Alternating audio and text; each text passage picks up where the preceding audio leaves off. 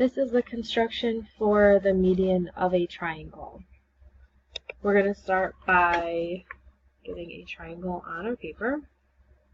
Once again, it does not matter what kind of triangle you draw or what it looks like. Any triangle will do. I'm going to name this triangle DEF, and specifically I want to construct the median from point D to side FE. So a median of a triangle is a segment that goes from its vertex to the midpoint of the opposite side. So we're going to get a line that goes from D through the midpoint of side FE. So this is, again, the perpendicular bisector construction, because the perpendicular bisector goes through the midpoint of a segment.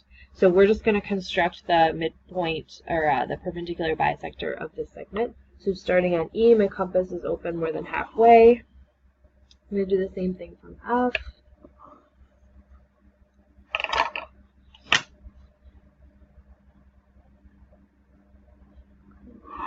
So there's my perpendicular bisector. This point where it intersects segment FE is the midpoint.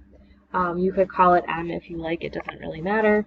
The important part then is that you actually remember to, from here, draw the median. So the median goes from point D to the midpoint that you just constructed.